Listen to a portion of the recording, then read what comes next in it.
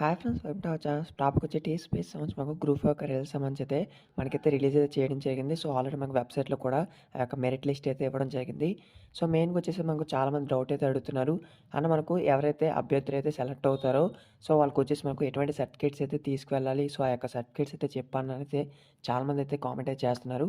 So మనకు మెయిన్గా update అయితే చూసుకుందాం. గ్రూప్ 4 పరీక్ష ఫలితాలు వెల్లడి అనేది మనకి ఇవ్వడం జరిగింది. సో ఇక్కడ మనం చూస్తే త్వరలో సర్టిఫికేట్ వెరిఫికేషన్ అనేది మనకి ఇవ్వడం జరిగింది కదా.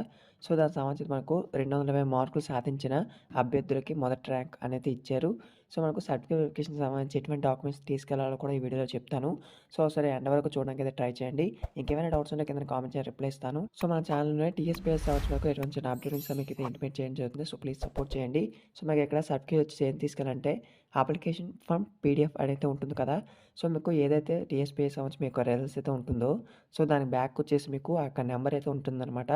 సో అది ఒక అప్లికేషన్ నెంబరు. సో దాన్ని అయితే మీరు తీసుకెళ్ళాలి. అలాగే మీ యొక్క హాల్ టికెట్ని కూడా తీసుకెళ్లాల్సి ఉంటుంది. అండ్ మీకు నెక్స్ట్ వచ్చేసి మీ యొక్క ఆధార్ కార్డ్ లేదా మీ యొక్క ఐడి లేకపోతే మీ యొక్క పాన్ కార్డ్ని అయితే తీసుకువెళ్లాల్సి ఉంటుంది. సో నెక్స్ట్ వచ్చేసి మీ యొక్క ఎడ్యుకేషన్ సర్టిఫికేట్ అయితే తీసుకువెళ్ళాలి. అంటే మీరు డిగ్రీ కంప్లీట్ చేస్తారు కదా, ఆ యొక్క డిగ్రీ సర్టిఫికేట్ అయితే తీసుకువెళ్ళాలి. తర్వాత మీకు ఎస్ఎస్సి అంటే మీకైతే డేట్ ఆఫ్ బర్త్ అయితే ఉంటుంది కదా, సో దాన్ని కూడా తీసుకెళ్ళండి. అలాగే మీకు స్కూల్ స్టడీ సర్టిఫికేట్స్ అంటే ఫస్ట్ నుంచి 7th వరకు ఉంటుంది కదా, సో ఆ సర్టిఫికేట్ని అయితే తీసుకెళ్ళండి. సో తర్వాత వచ్చేసి మీకు రెసిడెన్స్ సర్టిఫికేట్ అయితే ఉంటుంది. సో దాన్ని కూడా తీసుకెళ్లాల్సి ఉంటుంది. సో అయినా మీకు అన్ఎంప్లాయిడ్ డిక్లరేషన్ టీఎస్పీఎస్సీ అనేది ఉంటుంది కదా, సో ఆ యొక్క వెబ్సైట్లో ఉంటుంది, చెక్ చేయండి. సో దాంట్లో అయితే ఆ యొక్క సర్టిఫికేట్ అయితే తీసుకెళ్ళాలి. తర్వాత మీకు వచ్చేసి ఇక్కడ కమ్యూనిటీ సర్టిఫికేట్ అయితే ఉంటుంది కదా, caste certificate or non certificate అంటే ఎవరైతే మనకు మ్యారేజ్ అయిన వాళ్ళు ఉంటారో సో వాళ్ళు కూడా అప్లై చేసుకున్నప్పుడు డేట్ ఆఫ్ బర్త్ అయితే ఉంటుంది కదా, సో దాన్ని అయితే ఆ యొక్క సర్టిఫికేట్ అయితే ఉంటుంది, కమ్యూనిటీ సర్టిఫికేట్ అనేది. సో దాన్ని కూడా తీసుకెళ్ళాలి. తర్వాత మనకు ఇక్కడ వచ్చేసి క్యాస్ట్ అండ్ ఇన్కమ్ సర్టిఫికేట్ అనేది తీసుకోవాల్సి ఉంటుంది. నేను పైన చెప్పిన సర్టిఫికేట్ అన్నింటినీ కూడా మీరు అయితే తీసుకువెళ్ళండి. ఇంకేమైనా డౌట్స్ ఉన్నాయో కింద అయితే కామెంట్ చేయండి. సో మన ఛానల్లో టీఎస్పీఎస్సీ సంబంధించి మనకు ఎటువంటి చిన్న అప్డేట్స్ మీకు అయితే ఇంటిమేట్ చేయడం జరుగుతుంది. సో ప్లీజ్ సపోర్ట్ చేయండి.